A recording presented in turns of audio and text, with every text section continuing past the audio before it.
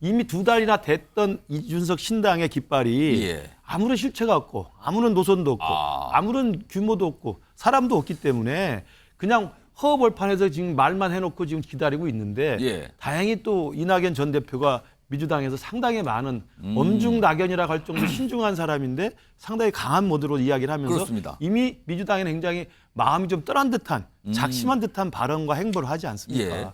그렇기 때문에 아마 이준석 대표는 만나보고 싶을 거예요. 이낙연 당대표가 워낙 그 정치를 오래 하신 고단수이기 때문에 예. 이준석 당대표랑 결합해서 음. 제3지대에 가는 길은 예. 우리가 정치적인 나락의 길이라고 저는 판단할 거라 생각이 들어요. 저는 나락의 그래서 길이다. 저는 그래서 그런 판단을 하지 않을 거라 생각이 드는데 예. 저는 뭐 27일에 움직이겠다고 예고하고 그날이 되면 100%입니다. 그 앞에 무슨 뭐 제가 지금 오늘 진짜 마음을 뭐 조금씩 1%씩 올려간다 이거는 방송용 멘트지 실제로 준비는 다 하고 있습니다. 예. 민주당 뭐 주류라고 할지 뭐 누군지 모르겠지만 예. 하여간 민주당 이재명 중심 뭉치면 된다 이렇게 생각하는 사람들 입장에서는 이준석이 신당을 안 만들기를 원할 거예요. 작년에 제가 이재명 대표하고 예. 만나갖고 얘기를 드렸어요. 이준석 다음 총선에서 뭉치면 우리가 이긴다. 김의원만 도와주면 예. 우리 총선 이길 수 있으니까 도와달라고 그러시더라고요.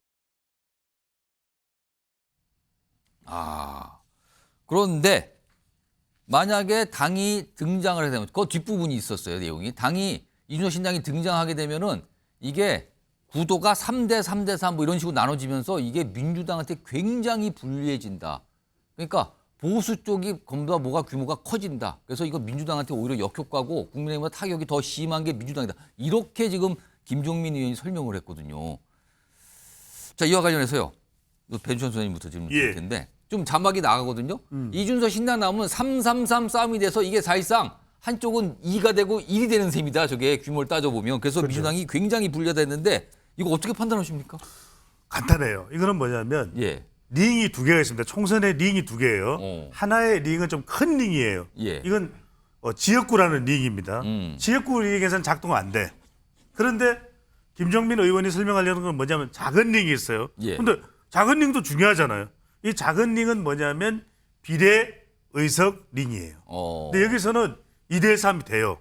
왜냐하면은 지금 이준석 신당이 만들어져서 예. 비례 득표를 하기 시작한다. 예. 그러면은 주로 가져가는 표가 어디냐? 어디입니까? 그러면은 2030 MZ 세대거든요. 예. 그래도 민주당이 봤을 때는 윤석열 대통령 부정평가가 높은 30대 좀 잡을 수 있고 또 20대 여성 잡을 수 있고 이렇게 판단했을 텐데 청년 세대. 그렇죠. 예. 또 청년 세대가 주로 많은 지역이 어디냐면 수도권이에요. 그렇습니다. 그렇잖아요. 그러니까 중도 무당층이 적어도 양쪽 정당은 아니다.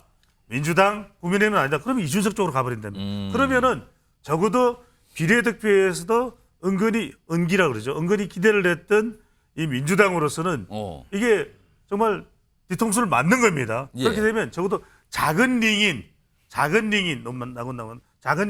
예. 이 비례 투표 링에서는 2대 3이 되는 거죠. 그래서 민주당의 손해다. 자, 윤경호 소장님, 그러니까 이 저런 진단과 함께 김종민 의원이 이제 표현을 이렇게 썼어요.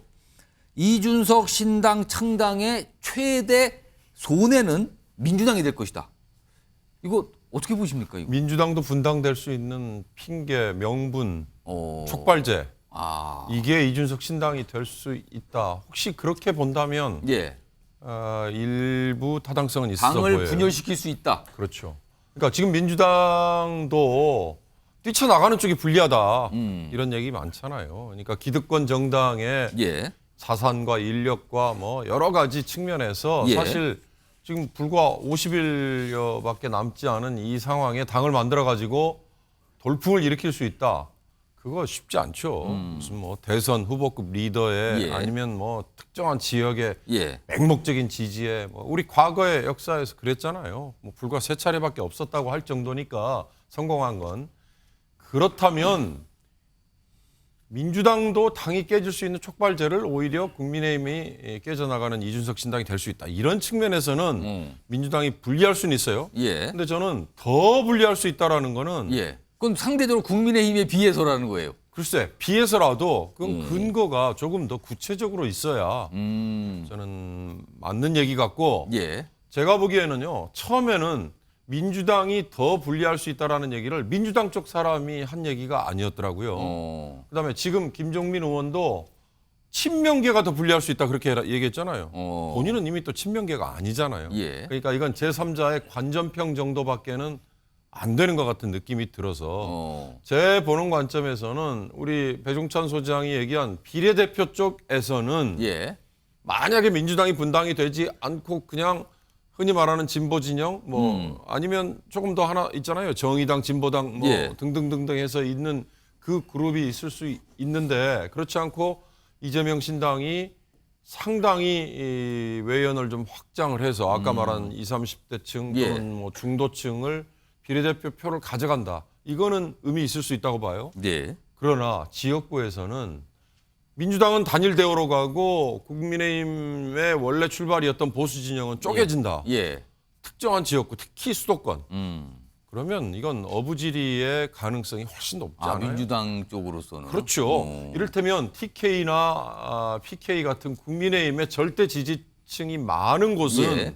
둘 중에 하나의 선택이지 또 다른 민주당이 어부지리를 얻기는 어렵다고 보는 게 객관적인 현실이라면 반대로 수도권에서는 팽팽하게 1대1로 싸우는데 뭐 공천에서 탈락한 사람 아니면 뭐 어떤 연유든 간에 예. 이준석 신당으로 보수 진영의 사람이 간다.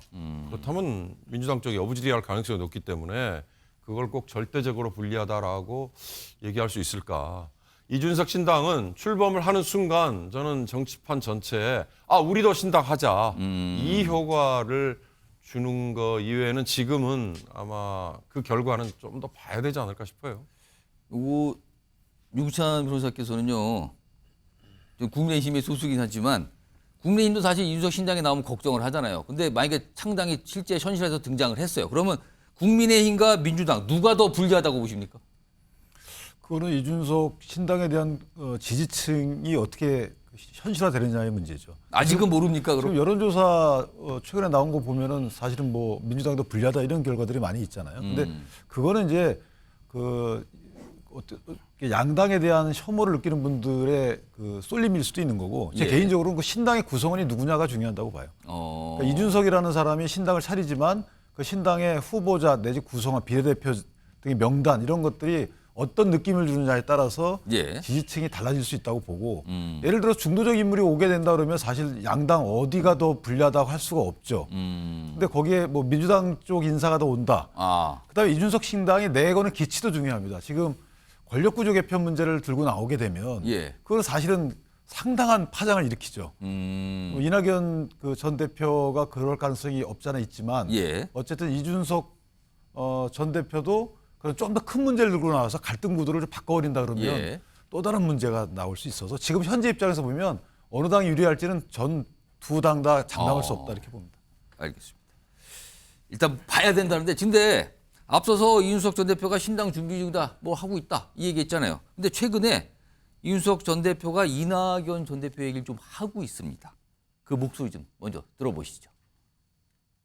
이낙연 총리님은 사실 보수 쪽에서 보기에도 온건한 민주당 쪽 인사입니다. 제가 싫어할 이유도 없고 그리고 또 긍정적인 면으로 보는 측면도 있습니다. 문재인 대통령이 잘하신 부분도 있지만은 그리고 신뢰를 못 받은 부분도 있거든요. 예.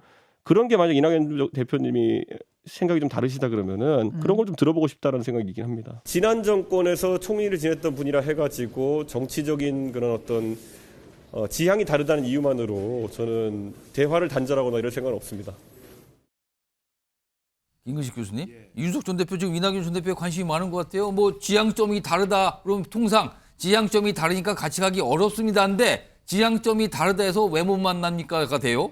이준석 대표가 이제 신당 창당을 이제 공언해 놓고 예. 날짜가 째각째각 다가오기 때문에 이래저래 좀 불안하죠. 그러니까 이낙연 전 대표의 움직임에 이제 상당히 좀 관심을 가지는 것 같아요. 오늘도 저 김근식 교수님은 그렇죠. 이준석 전 신당에 대해서 약간 비판적인 말씀하시는데 결과를 보시면 다 예, 알 겁니다. 그러니까 저는 아까 이준석 신당이 생기면 어느 당에 더 유불리를 따지느냐인데 벌써 보십시오. 이낙연 전 대표의 민주당에서 이탈 조짐이 보이니까 예. 당장 한번 들어보고 싶다. 저 저 같아도 이제 어법은 들어보고 싶다고는 안 할 거예요. 만나서 뵙고 싶다 이렇게 이야기하는데 들어보고 싶다고 이야기를 하는데 그런 정도로 좀 관심이 가는 거예요. 거예요. 그건 뭐냐면 이미 2달이나 됐던 이준석 신당의 깃발이 예. 아무런 실체가 없고 아무런 노선도 없고 아무런 규모도 없고 사람도 없기 때문에 그냥 허벌판에서 지금 말만 해놓고 지금 기다리고 있는데 예. 다행히 또 이낙연 전 대표가 민주당에서 상당히 많은 엄중 낙연이라고 할 정도 신중한 사람인데 상당히 강한 모드로 이야기를 하면서 그렇습니다. 이미 민주당에는 굉장히 마음이 좀 떠난 듯한 작심한 듯한 발언과 행보를 하지 않습니까? 예. 그렇기 때문에 아마 이준석 대표는 만나보고 싶을 거예요. 그러나 제가 듣기로는 또 제가 알기로는 또 기사에도 나왔습니다만 이낙연 대표는 이준석 대표를 만날 생각이 전혀 없습니다. 또 없을 겁니다. 같이 할 생각은 더 없겠죠. 어떻게 이낙연 전 대표가 이준석 대표랑 만나서 신당의 주체로 같이 하겠습니까? 저는 그래서 실제로 이준석 신당이 될지 안 될지는 두고 봐야 되겠습니다만 된다 하더라도 그건 찻잔석의 태풍일 것이고 전혀 뭐 큰 구도에 예. 총선에 영향을 미칠 만한 건 아니라고 생각이 들고요. 그냥 우후죽순으로 나와 있는 그 낙천자들의 이삭죽기 정당 정도 의상의 의미는 없을 것이다 생각을 합니다. 이삭죽기 정당 정도나 될까? 이런 평론이신데 방금 말씀하셨는데 이낙연 전 대표 좀 이준석 전 대표의 어떤 관계 향후에 어떤 갖는 거, 만나는 거 이런 거에 선을 걷어요. 목소리 들어보시죠. 당은 그냥 이대로 갈 테니까 아무 말 말고 따라오세요. 어떻게 그렇게 할 수가 있겠습니까? 이 체제 이대로 가겠다면 저 같은 사람이 왜 필요하죠? 민주당의 실패는 리더십 과잉에 따른 실패고요. 이제 뭘 하겠습니까? 네, 별 기대를 않습니다. 적어도 지금은 그런 생각이 없습니다. 뭐 사람인데 언젠가 만날지도 모르지요. 그러나 지금 그런 의도를 가지고 만날 단계는 아니다. 적어도 그럴 시기는 아니다. 김종수 전 장관, 이낙연 전 대표가 이제 민주당에서 뭘 기대하겠나 이렇게까지 나왔으니까 뭔가를 단단히 뭘 하려는 느낌은 봤는데 이낙연 전 대표와 이준석 전 대표가 손을 맞잡고 두 손을 번쩍 올리면서 함께하겠다 뭐 이런 모습이 있을까요? 이거는 말도 안 되는 얘기일까요? 제가 볼 때 쉽지 않을 거라고 생각해요. 저는 좀 이낙연 전 당대표의 예. 말씀에 좀 실망스러워요. 이분이 민주당에서 국회의원 하셨고요. 예. 전남도지사 하셨고요. 총리하셨고요. 당대표를 하시는 분입니다. 그렇습니다. 그렇다면 민주당이 뭘 실패했는지 정확히 설명하셔야 돼요. 아. 제가 알기로 지금까지 야당이 여당과 1년 6개월 정도 지났는데 이렇게 예를 들면 대등한 정당 지지를 가진 적이 많지 않았어요. 실제적으로요. 그리고 내년 4월 선거에 대해서 대부분 많은 부분들은 민주당이 승리할 거라고 예상을 하고 있습니다. 저는 실패가 어떤 건지 정확히 설명을 하셔야 돼요. 예. 실패에 대한 설명이 돼야 저 민주당 지지층이든 중도 지지층이든 그 실패가 명확하기 때문에 거기에 대한 동력이 생길 거라는 생각이 들어요. 그런데 그런 설명이 없으시다는 건 매우 정치적인 레토릭이다라는 생각이 드는 것이고요. 예. 당연히 이준석 당대표 입장에서야 본인이 한번 추워봤잖아요. 나가서. 그럼 안 추우려면 교섭단체를 구성해야 됩니다. 예. 20명 이상을 구성해야 되거든요. 제가 볼 때는 국민의힘 자체로는 안 될 거라 생각이 드는 것이고 그럼 뭐 찐낫게 일부 의원들 지금 이런 분들에 대한 생각을 할 수 있다고 생각이 들긴 합니다만 저는 이낙연 당대표가 워낙 그 정치를 오래 하신 고단수이기 때문에 예. 이준석 당대표랑 결합해서 제3지대에 가는 길은 예. 우리가 정치적인 나락의 길이라고 저는 판단할 거라 생각이 들어요. 저는 나락의 그래서 길이다. 그런 판단을 하지 않을 거라 생각이 드는데 예. 저는 그래서 지금 내부에서 벌어지고 있는 부분들은 과거처럼 소위 민주당 내부에서 비주류들에 대해서 일정한 공간들을 확보해야 된다라고 하는 요구증이라고 좀 봐요. 예. 저는 그래서 그것에 대한 접점이 만들어지게 되면 예. 저는 그 부분들에서 일정하게는 좀 봉합되지 않을까 생각이 듭니다.